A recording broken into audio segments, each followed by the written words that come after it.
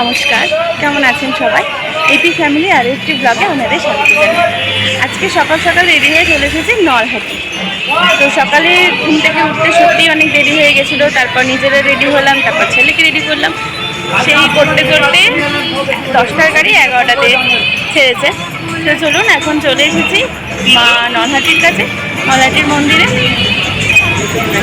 পুজোটা দিয়ে নিই তোমাদের সাথে কথা। তো মন্দিরের সামনে থেকে আমরা এই বৌদির কাছ থেকে পুজোর ডালা নিয়েছিলাম। আমরা 3টে ডালা নিয়েছিলাম, আমাদের একটা, বৌদিদের একটা আর দিদিদের একটা। তো 3টে ডালা নেওয়ার পরে উনি বললেন পুজো দিয়ে এসে তারপর পেমেন্ট করতে। তো চলুন ঘুরে আসি। কথিত আছে যে নলহাটিতে নাকি মায়ের নল অর্থাৎ কণ্ঠটা পড়েছিল, তো সেই জন্য এখানকার নাম নলহাটি। আর এখানে মায়ের কণ্ঠতে যতই আপনি জল ঢালবেন সেই জল নাকি এক লেভেলেই থাকে। তো এটা আমি এখান থেকে শুনিনি, এটা আমি সম্পূর্ণটা ইউটিউব থেকে শুনেছি, সত্য মিথ্যা জানি না, কিন্তু এটাই শুনেছি। আর এই মাকে দর্শনের অরিজিনাল সময় হচ্ছে 5টা থেকে 5:30টার মধ্যে। তো সেখানে তো সেটা তো আর আসা সম্ভব হয়নি। আপনারা যখন আসবেন সঠিক তথ্য জেনে তারপরে আসবেন।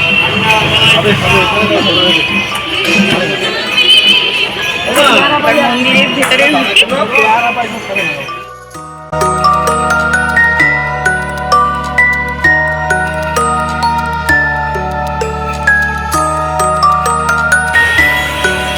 এইখানটা বসে সবাই মিলে ছবি তুলবো। আমরা যখন এসেছিলাম জানো তো, তখন এই আটচালাটা ছিল না, শুধু এইখানটাই ছিল। এইটা নতুন হয়েছে। হ্যাঁ, না এইখানটা এরকমই ছিল, এইখানগুলো সব রাস্তা ছিল।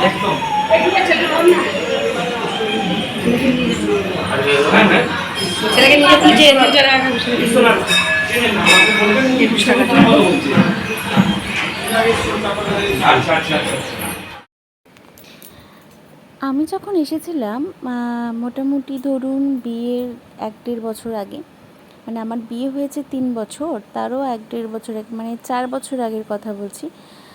তো তখনও দেখেছিলাম যে এখানটা ফাঁকা। তো এখন দেখছি যে চারিদিকে মন্দির করে দিয়েছে, সুন্দর করে দিয়েছে আগের থেকে অনেক।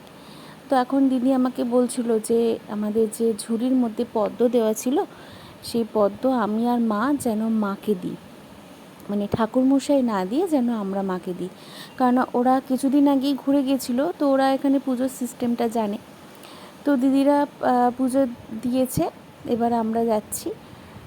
মাথাতে প্রথমেই মায়ের টিপ পরিয়ে দিল, তো তারপরে সংকল্প করলো। পুকুকে খুব ইচ্ছা ছিল মায়ের কাছে একবার নিয়ে যাওয়ার, কিন্তু ও এত কাঁদছিল, ভয় পাচ্ছিল, হয়তো বাচ্চা মানুষ তো খুব কাঁদছিল। দেখুন, আপনারা বুঝতে পারবেন, ওই দেখুন কাঁদছে। তো ওকে আর নিয়ে যাওয়া সম্ভব হয়নি। তো তারপরে এই দেখুন আমি মাকে পদ্ম দিলাম। এখানে তো মানে মায়ের চরণ বলতে তো কিছু সবই তো ঢাকা, তো এই বুকের কাছেই দিয়ে দিলাম। খুব ইচ্ছা ছিল ভোরবেলা মায়ের ওই মানে আসল মূর্তি দেখবার, কিন্তু যেহেতু খুব অল্প দিনের জন্য গিয়েছিলাম, সবটা তো আর সেইভাবে ঘোরা যায় না। তাও অনেক জায়গায় ঘুরেছি, আবার অনেক জায়গা যেগুলো কাছের জায়গা সেগুলোই দেখতে পাইনি।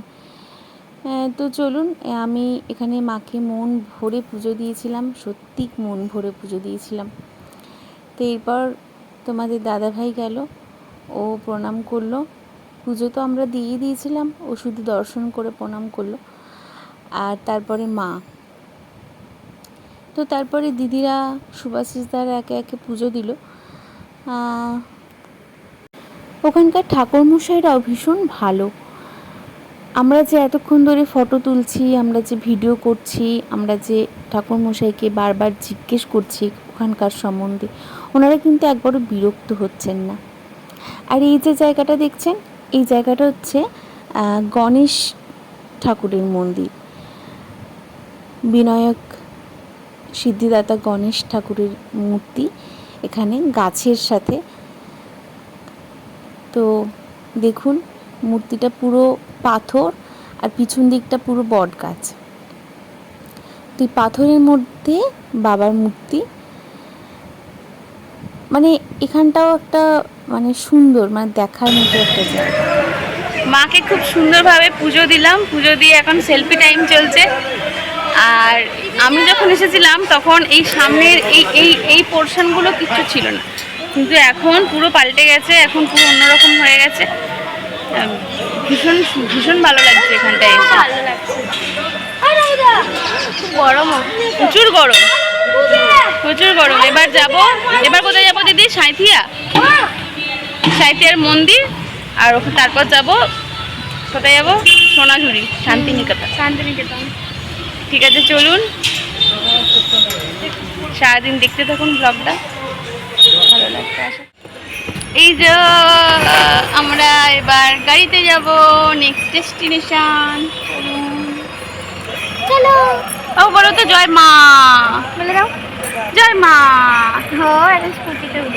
বলে দাও জয় মা বলে দাও, সবাইকে জয় মা বলে দাও। চলুন, এইবার আমরা চলে এসেছি মা নন্দিকেশ্বরী মায়ের মন্দিরে। এটা হচ্ছে সাঁইথিয়া, একদম প্রপার সাঁইথিয়া স্টেশন থেকে একদম 2 মিনিটের হাঁটা পথ। আমরা যেহেতু গাড়ি করে গিয়েছিলাম, তো স্টেশনের গা দিয়ে গেছিলাম। মাঝখানে পড়লো ময়ূরাক্ষী নদী, সেই ময়ূরাক্ষী নদীর ওপর দিয়ে আমরা চলে এলাম। মানে ব্রিজটা ভাঙা ছিল, ব্রিজে কাজ চলছিল, আর মাঝখানে ময়ূরাক্ষী নদী পুরো শুকিয়ে গেছে। তো ওই শুকানো নদীর ওপরে পিচ ফেলে ওরা একটা রাস্তা তৈরি করেছে, আর এর ওপর দিয়ে আমরা যাচ্ছিলাম। তো এখন চলে এসেছি নন্দিকেশ্বরী মায়ের কাছে। তো দেখুন এখানে মায়ের দর্শন, মায়ের যে বেদিটা ঠিক ফুল্লরা মায়ের মতো, মন্দিরের মতো খানিকটা, মানে আমার মনে হলো। আমি কখনো যাইনি, কিন্তু আমি ফটোতে দেখেছি ঠিক সেরকমই নন্দিকেশ্বরী মায়ের মূর্তি। দেখুন এই হচ্ছে মা।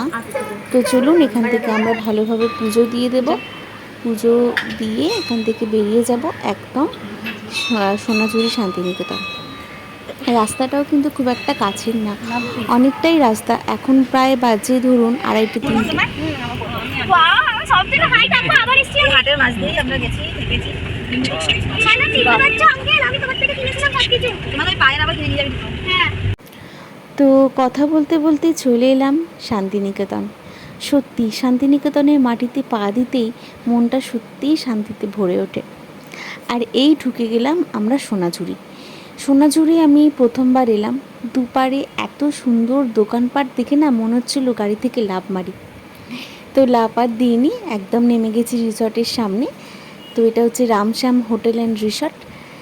তো দেখুন আমরা এখানে দুপুরে লাঞ্চ করব, তারপর এখান থেকে সোনাঝুরি ঘুরে কঙ্কালীতলা ঘুরে তারপর বাড়ি যাব।